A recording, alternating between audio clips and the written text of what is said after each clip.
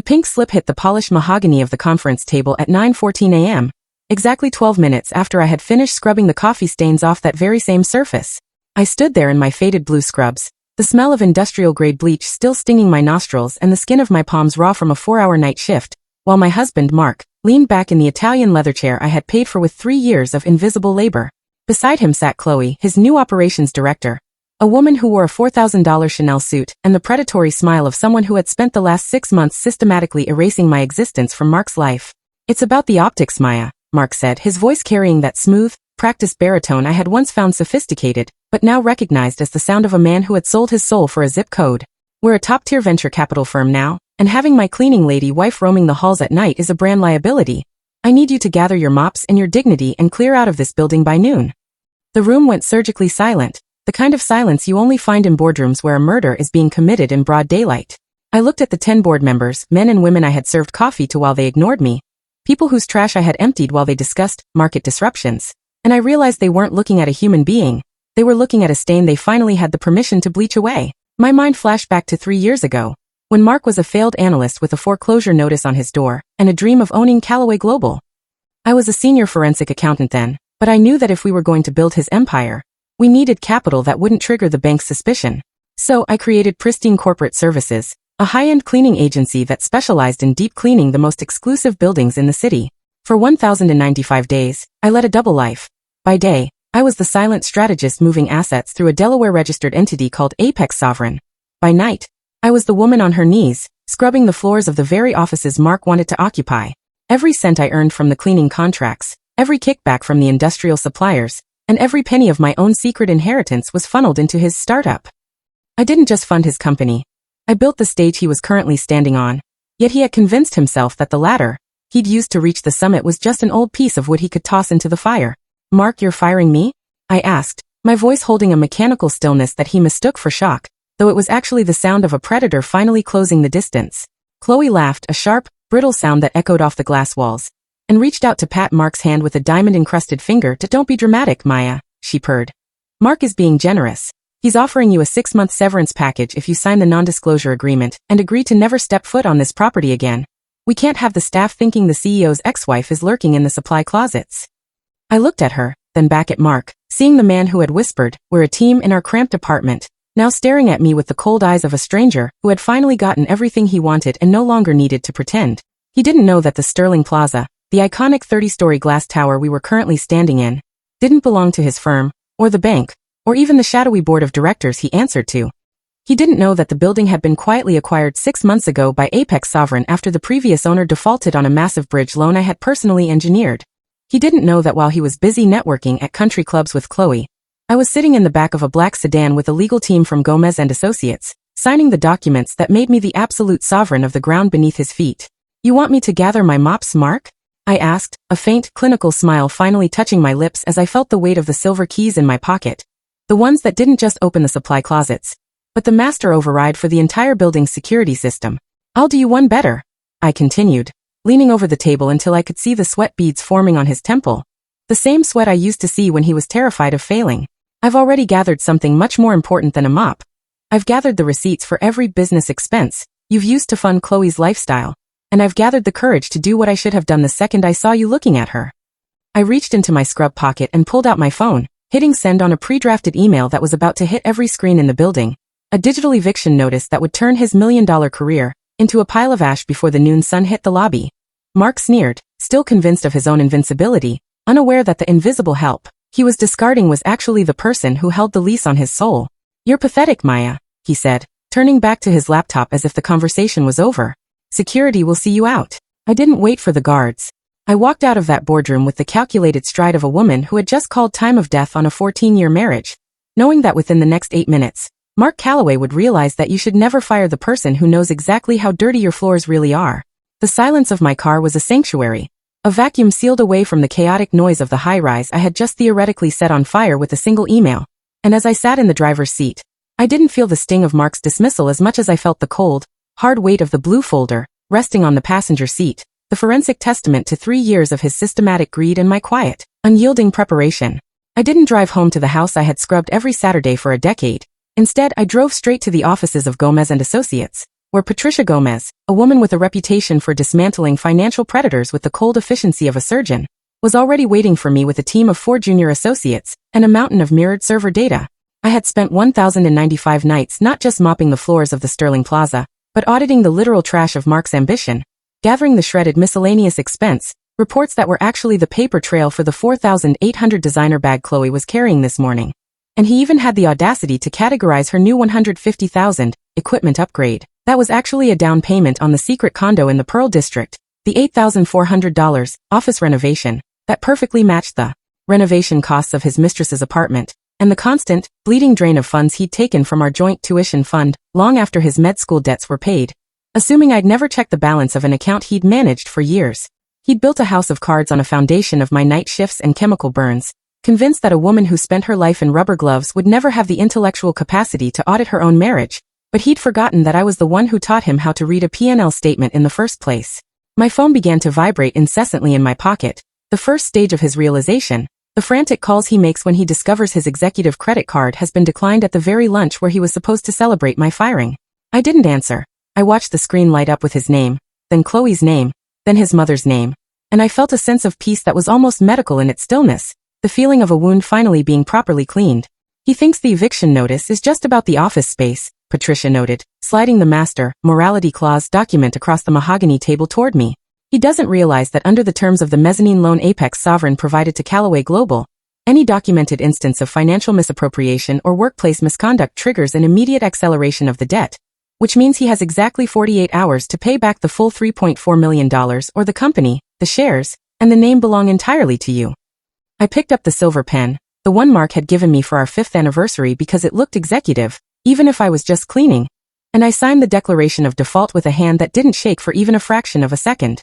I thought about the way he'd laughed at the party, the dismissive way he'd called me a ladder, that he'd already used to reach the summit, and I realized he'd never understood that a ladder is the only thing keeping you from the ground when the roof starts to give way. While he was busy playing the role of the billionaire surgeon CEO, I had been the silent architect of his cage, using my access as the building's primary contractor to document the shredded evidence of his fraud and the recorded audio of his admissions. I had 41 pages of Exhibit C, a digital archive of his own arrogance, and by the time the SEC finished reviewing the whistleblower packet Patricia's team had submitted an hour ago, Mark Callaway wouldn't just be out of a job. He'd be looking for a criminal defense attorney who took payment in something other than the frozen assets I had already liquidated. The invisible help had spent 3 years cleaning up his messes, but I was done with the mop. I was ready for the deep clean that only a court of law and a total financial wipeout could provide. As I stood up from the table, looking at my scarred, bleach-worn hands, I realized that the beauty of a forensic audit isn't in the numbers themselves, but in the truth they forced the world to see. And the world was about to see exactly how dirty Mark Callaway's floors really were. Monday morning arrived with the clinical chill of an operating room, a sharp contrast to the humid, bleach-scented nights I had spent in the basements of the Sterling Plaza. And as I stood in the lobby watching the high-level executives hurry toward the elevators, I realized that none of them saw me today, just as they had never seen me when I was the woman emptying their trash. Except today, I wasn't wearing the blue scrubs of a ghost, but a charcoal gray power suit that cost more than Mark's first 3 cars combined. It was exactly 10:02 a.m. when the elevator doors hissed open on the 30th floor, the executive level where the air is filtered and the carpet is thick enough to swallow the sound of a falling empire. And I walked toward the main boardroom with Patricia Gomez and her team of forensic specialists trailing behind me like a surgical unit. Through the glass walls, I could see Mark sitting at the head of the polished mahogany table, his posture radiating the smug, unearned confidence of a man who believed he had finally ascended to the pantheon of the city's elite. While Chloe sat beside him, her hand resting possessively on his arm, her diamond earrings catching the morning light with a brilliance that I knew had cost exactly $15,000 of my stolen sweat. They were laughing with Mr. Henderson and the other board members, Mark already gesturing with a silver pen, as if he already owned the air in the room, unaware that the security guard at the door hadn't checked my ID, because my face was already programmed into the building's biometric override as the primary owner. I didn't knock. I simply pushed the heavy oak doors open, the rhythmic, authoritative click of my heels cutting through their polite laughter like a verdict, and I watched the color drain from Mark's face in a slow, agonizing slide of recognition as his silver pen hit the table with a hollow metallic clatter. Maya? What is this ridiculous performance? Mark hissed, half rising from his chair while Chloe's face twisted into a mask of pure, unadulterated disgust, her voice dripping with the same condescension I'd heard behind the velvet curtain. Security. Why is the help in the executive boardroom? This is a private signing for Callaway Global, she snapped, but her voice died in her throat when Mr. Henderson, the CEO of the Sterling Plaza's management group, stood up and bowed his head slightly toward me, offering me the chair at the literal head of the table. I sat down, the leather cool and unforgiving beneath me, and I looked at my husband, the man I had funded, the man I had fed, and the man who had just described me as a ladder, to be discarded, and I felt a cold, professional stillness settle over my heart. The help is exactly where she belongs, Mark, I said, my voice echoing with the terrifying calm of a woman who had spent 1,095 days documenting a crime. And as for Callaway Global, there will be no signing today because Apex Sovereign, the entity that owns this building, the ground it sits on, and the mezzanine loan currently keeping your firm from bankruptcy, has decided to exercise its right of immediate liquidation. I watched the board members exchange panicked glances, their loyalty to Mark dissolving the second they realized the cleaning lady was the one holding their paychecks, while Patricia Gomez slid a 61-page documentation package across the table, each page a nail in the coffin of Mark's career. We have the forensic audit, Mr. Henderson, Patricia stated, her eyes locked on Mark with the predatory focus of a veteran litigator. Dr. Callaway has misappropriated over $300,000 of corporate and personal funds, including the $15,000 surgical equipment budget that actually paid for the earrings Ms. Chloe is wearing right now, a clear violation of the morality and fiduciary clauses of both his lease and his partnership agreement. Chloe's hand instinctively flew to her ears, her face going a sickly shade of gray as she realized she was wearing the evidence of a felony, while Mark began to stammer, his charismatic mask crumbling into the frantic recalculations of a cornered thief. Maya, listen, we can talk about this privately. I can explain the expenses, he pleaded, his voice cracking on the word privately. But I just tilted my head, looking at him with the same observational focus I used to assess a stubborn stain on a white carpet. You told Isabella that you don't keep the ladder once you've reached the roof, Mark. I reminded him, the words tasting like copper and victory. But you made a fatal error in your architectural assessment. I wasn't the ladder. I'm the person who owns the building, and I've just pulled the floor out from under your feet. I reached into my briefcase and pulled out the physical eviction notice, the one I had signed at 6 a.m., and I slid it across the mahogany until it stopped right in front of his shaking hands. You have 60 minutes to gather your personal effects from this office. Everything else, the furniture, the computers, the data, and the name Callaway Global, now belongs to Apex Sovereign under the default terms of your loan. Mark looked around the room, searching for a single ally, but the board members were already looking at me with the hungry, desperate respect people give to power they didn't see coming. And even Chloe had pulled her hand away from his arm, already calculating her own exit strategy from a man who was no longer a doctor or a CEO, but a legal liability. I stood up, adjusting my blazer, and looked down at the man who had spent 3 years underestimating the woman who scrubbed his floors. Security will escort you to the lobby, Mark. I'd suggest you take the stairs, it's a long way down, and you've already lost your ladder. As the security guard stepped forward to flank his chair, the same guards who used to nod to me in the supply closet, I realized that the deep clean of my life was finally underway, and for the first time in 5 years, the air in the Sterling Plaza finally felt pristine. The descent from the 30th floor of the Sterling Plaza was the longest 3-minute journey of Mark's life, a slow-motion collapse of a reality he had spent years fabricating at the expense of my sanity and my sleep. As the 2 security officers flanked him, men who had nodded to me in the supply closets for months, while Mark walked past them like they were part of the furniture, the air in the elevator seemed to thicken with the weight of his own sudden insignificance. He reached into his pocket to pull out his phone, his thumb habitually hovering over the banking app to check the balance of the tuition fund he had drained for Chloe's diamonds, but the screen was already flashing a series of notifications that felt like a barrage of physical blows. Account access revoked, insurance coverage terminated, wireless service suspended.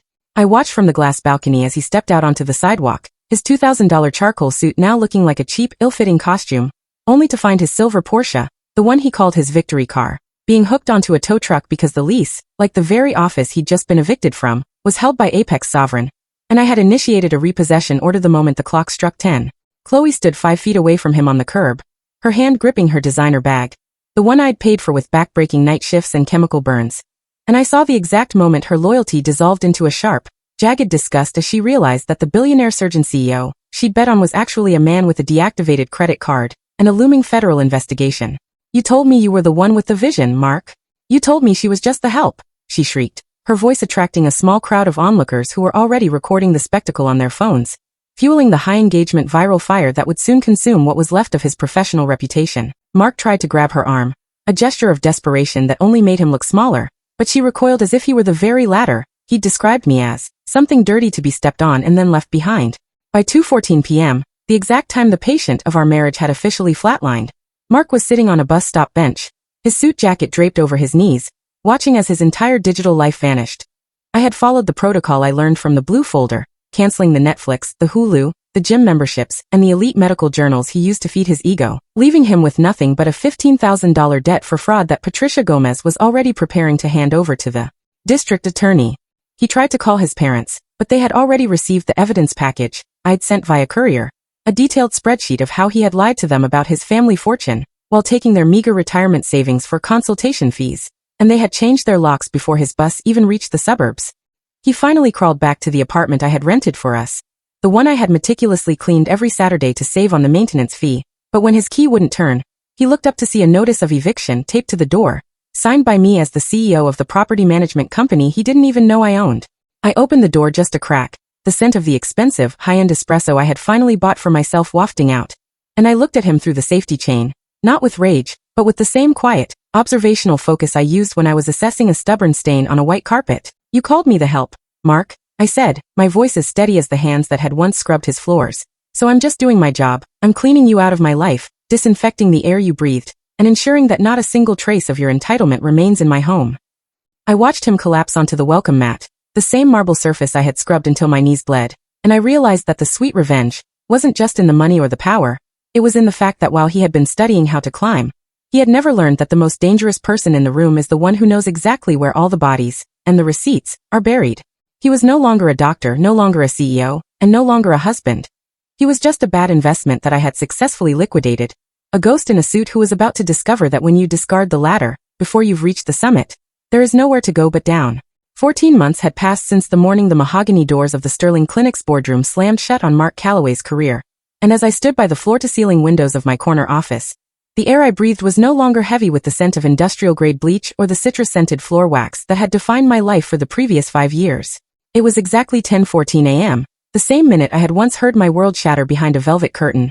But today, the only sound was the rhythmic hum of a high-functioning medical ecosystem that was finally operating with the integrity I had sacrificed my youth to protect. My desk was clear, save for a single silver-embossed pen, and the final quarterly report from Apex Sovereign, which confirmed that the Sterling Clinic was now the highest-rated surgical center in the state, not because of the optics or the presentation Mark had obsessed over, but because we had hired based on character rather than the hollow prestige of a diploma. The legal proceedings led by Patricia Gomez had been as surgical and unyielding as a scalpel's edge, resulting in a permanent injunction against Mark, barring him from holding any fiduciary or executive position for 7 years, following a comprehensive review of the education fund fraud and the misappropriation of corporate resources.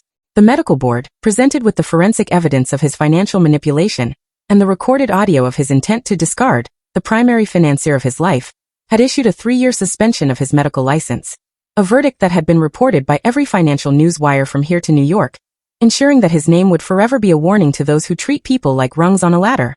I had watched his fall not with the frantic desperation of a woman left behind, but with the observational calm of a scientist reviewing a successful experiment. I knew that the $15,000 he had stolen for Chloe's diamonds had been recovered in full through a civil judgment, and that Chloe herself had vanished to London within 6 weeks of the scandal, her merger. With Mark dissolving the second his reputation became a liability rather than a meal ticket. I heard through the professional grapevine that Mark was currently living in a short-term rental in a part of the city he used to call the slums, struggling to find work even as a consultant because the digital footprint I had carefully curated for him followed him into every interview. A ghost of his own arrogance that no amount of charm could erase. 3 weeks ago, I received a final voicemail from him, a 3-minute performance of rehearsed remorse where he claimed he'd always loved me and that his mistakes were just the result of professional pressure, asking for a chance to talk for the sake of our history. But I had listened to it with the same clinical detachment a doctor uses to review a patient's history of noncompliance. I didn't delete the message. I saved it in a folder labeled Liquidated Assets. A digital testament to the version of myself who had been invisible, the woman who had funded his dreams with her own blood and sweat while he plotted her demolition from the comfort of the apartment I paid for. My life now was defined by the freedom to never have to beg for recognition, the sovereignty to own the ground I stood on, and the privilege of walking through my own clinic without having to hide my hands, which were no longer chapped or chemical burned, but still held the invisible strength that 5 years of scrubbing had built. I still visited the wards late at night, not to mop the floors, but to speak with the night shift staff, the nurses, the orderlies, and the cleaning crews, because I knew that the heartbeat of any great institution isn't found in the boardrooms, but in the people who do the work that no one else wants to see, and I made sure their salaries reflected the value that Mark had been too blind to recognize. Mark had once told his mistress that I was just the help, a placeholder whose only purpose was to facilitate his ascent, but as I looked out over the city skyline, I realized that being the help was exactly what had given me the power to dismantle him. I knew the anatomy of his life better than he knew the anatomy of a heart, because I was the one who had put every piece of it in place. I had been the invisible investor in his career, the silent partner in his success, and the forensic auditor of his soul, and in the end, the audit had come back with a deficit he could never hope to repay, leaving him to discover that when you discard the ladder before you've reached the summit, there is nowhere to go but down. I closed the quarterly report, picked up my blazer, and nodded to the security team who stood at attention as I walked toward the elevator, no longer needing to hide behind supply closets or side entrances to know that I belonged in this room. The cleaning lady CEO was no longer a secret, and as the elevator doors slid shut on the polished chrome, reflecting a woman who was finally, and permanently, pristine, I knew that the house was clean, the debt was settled, and for the first time in my life, I was exactly where I was meant to be.